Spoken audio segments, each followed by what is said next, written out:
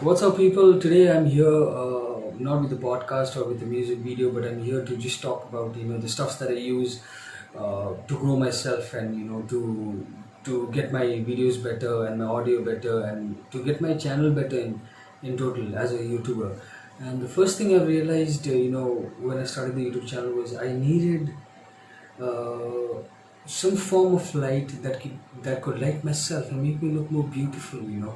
So yeah, that was so I was searching a lot in Google and on YouTube. How do YouTubers look so good when they're talking on or in front of the camera and the faces are lighting up. So then I realized that there's something called as the ring light. So I got a ring light recently, as you can see here, the exact photo. So yeah, so this is a ring light that I got today. Yeah, I got it today, and costs about 1300 to 1400 bucks, and it gets the job done. You get the better expensive ones as well, but for me right now, it actually helps me a lot in terms of my podcasting and in terms of making normal vloggings and videos and all that. I think this is my first vlog, if I must say, but yeah, this is not a vlog, it's just something that I like to speak about. So yeah, ring light is what I would start with. That's something that I'd keep with myself, maybe forever until I'm doing this YouTube thing. And for my music making, something that I use is the Behringer audio interface. Okay, you can see the links and the pictures here, and this is something that I started using from the time I started recording. I used to use there was a specific audio interface from this brand called M Audio, but that was way back. But yeah, now I've switched over to Behringer or Behringer as some people call it.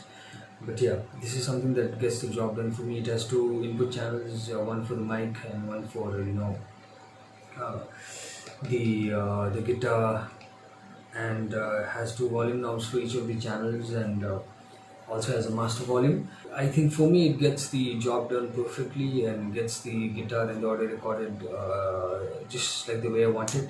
Maybe in the future I'm planning to upgrade maybe to a Focusrite or maybe to a much more better like an M Audio or something like that.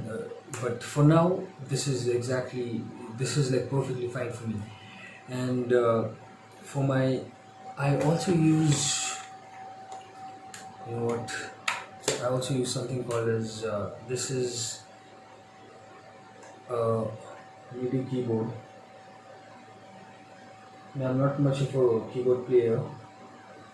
I just know the basic chords and just know how to move my fingers around on it. But yeah, I specifically use this for putting out for recording, for programming drums and piano sessions and all the other things that you might need in the kind of music you make. Maybe a little bit of these effects and all that. But yeah, apart from that, the main purpose is to just use drums on it, drums and bass. Because I don't record bass with the bass guitar because I don't have the bass with me. But yeah, it's specifically for bass and the drums. And yeah, that was the music part. Yeah, the other thing is for my mic, for whatever I've sung on my songs, and I've sung through this. The Zoom H1 recorder. It's actually a recorder. Okay, it's not a microphone. It's a recorder, and but it also gets the job done when you want to record. Your vocals. I mean, that's the purpose of a recorder, right? Yeah. So this is the thing. This is what I use to record my vocals and my podcast sessions. This is what I record through. Just connect it to the computer and through a USB cable. It gets the job done, and I can also connect this. And the good thing is, this also acts as an audio interface. So if you don't have an audio interface with you, you can actually use this as an audio interface. You can connect your guitars through here, these cables, and you can record you can use this as much as an audio interface. brilliant. It gets the job done perfectly. So yeah, this is something that I would recommend. But I specifically bought this, for my band, to record our live jam sessions and all that. And you know, you used to hear the whatever you record, you just hear the exact form of it. So that's one good thing about it. It doesn't dilute and it doesn't filter the sound. It gets you hear the sound the exact way in a better way as well. So that's something that I use for my vocals. And later on, maybe in the future, I'm planning to upgrade to an AKG or a Shure mic. But yeah, for now, awesome. And yeah, so I spoke about the ring lights, the audio interface, the microphone. The other thing, the last thing, and the most important thing for me is my video editing software. I love video editing maybe as much as somebody who's watching this video right now who's a video editor. This is something that I love. And of course, for now I use Filmora 9, and I pay for it monthly. They have these monthly options as well. You pay like $7 or $8 and you get a monthly package for yourself. You get the exact version, the full version. You can use and edit as much as you want for a month. You have the quarterly and probably the half yearly and the yearly version as well. I'm sticking to the monthly version because I only need it, the software, when I want to edit. So that's when I just pay for the subscription and start editing my videos. And yeah, Filmora is something that I use, and I'm hopefully in a very short run I'm gonna switch over to Premiere Pro. That's what I've been learning right now.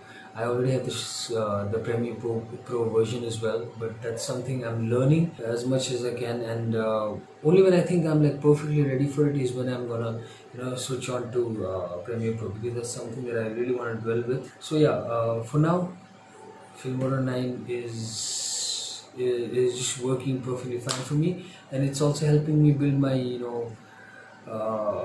my ground in terms of switching over to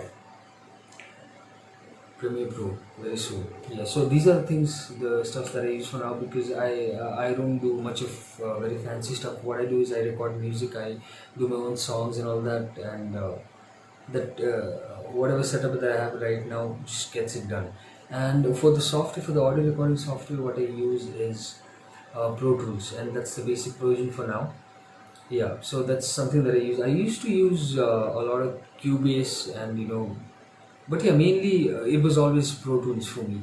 It was always Pro Tools and Pro Tools, because I find it very friendly in terms of mixing music for myself. I mean, it's a very complicated software, but I always find it very useful for myself, especially in terms of mixing and mastering. I've learned a lot of mastering stuff through Pro Tools as well. Obviously, it's the basic version, and you can't learn mastering through it.